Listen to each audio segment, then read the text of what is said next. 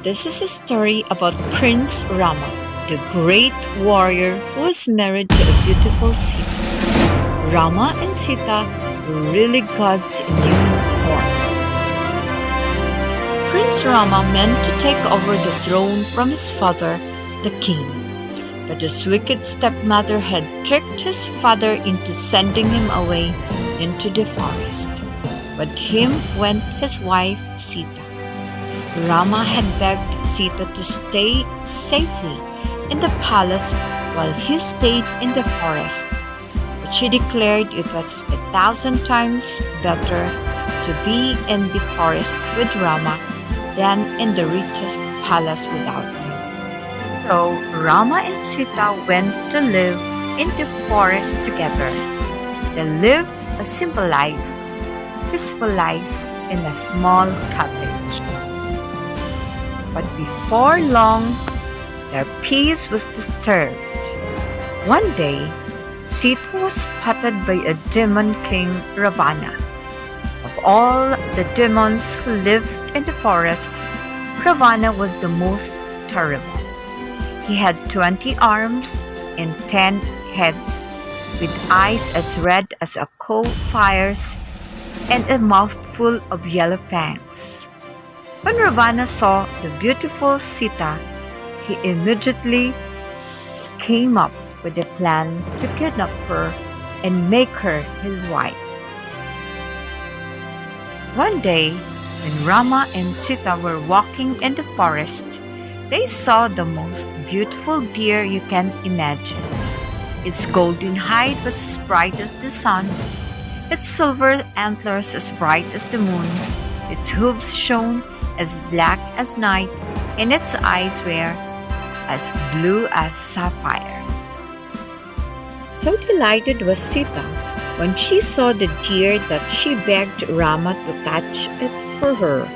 Rama was worried that this was some demon trick to try and split them up, but Sita pleaded with Rama until he agreed to try and catch the deer for her. As soon as Sita was alone, the demon Ravana swooped down and swept Sita up into his chariot, pulled by the winged monsters. Despite her terror, Sita thought quickly and scattered her jewelry piece by piece. First her golden anklets, then her earrings, then her glittering scarf, as a trail for Rama to follow. Far below, a white monkey looked up and, seeing the glittering jewelry fall, the stars were falling. In the midst of the forest, Rama tracked down the beautiful deer, but when he caught hold of it, the deer changed into a terrible demon that broke away from Rama's grasp and flew into the sky. Realizing that he had been tricked, Prince Rama ran back to the cottage as fast as he could, his heart filled with dread. Finding Sita gone, he searched frantically until he came upon the trail of jewelry that Sita has left.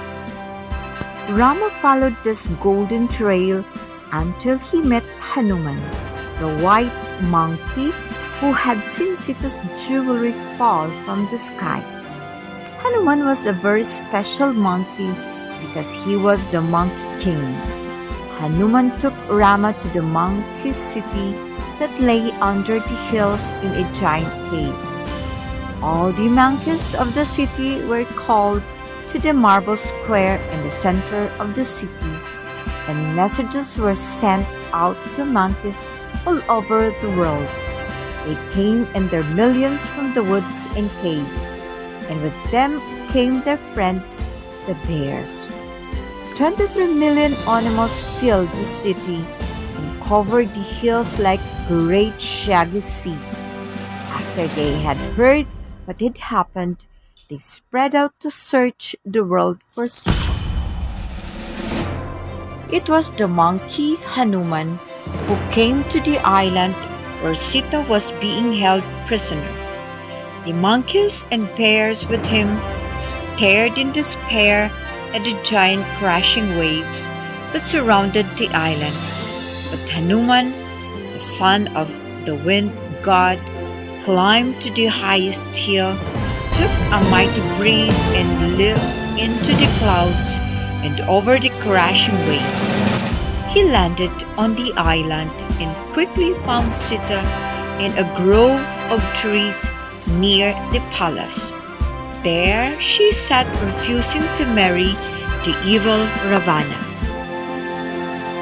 Sita was overjoyed when she found out who Hanuman was, and she gave him a pearl from her hair to take to Rama. Then Hanuman bounded away to fetch Rama and Lakshmana and the great army of monkeys and bears.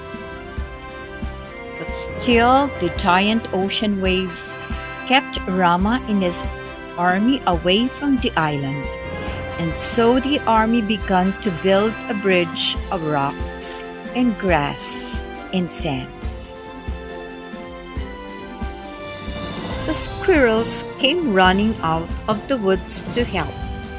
Every animal, large and small, contributed to the building, and soon the bridge stretched 100 miles to the island, and the animals poured across the bridge. Long and terrible was the battle.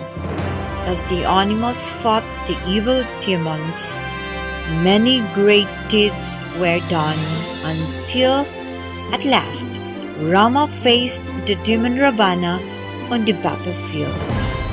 With his arrows, Rama struck again and again at the heads of Ravana, but each time he chopped one off, a new one grew. Then Rama took up his special bow and arrow that had been made by the sky god. He chanted a special prayer and shot. The gods of wind and fire flew guided the arrow, and it pierced Ravana's chest in a blinding flash. Ravana fell dead in an instant. All the world rejoiced. The reign of the demons was over, and Rama and Sita returned to their own country to rule. In celebration, the gods showered flowers from the sky, and the people lined the streets with flags and garlands. In every home, an oil lamp was put in the window to welcome back the Rama and Sita and their great army. The royal ruled happily for many years, until it was time for them to live their life on earth and return to heaven. For Hindus, this story shows how good will always triumph over evil in the same way as a little oil lamp will destroy total darkness. This has been your mystery reader, the mysterious blogger. Thank you for watching. Don't forget to subscribe my channel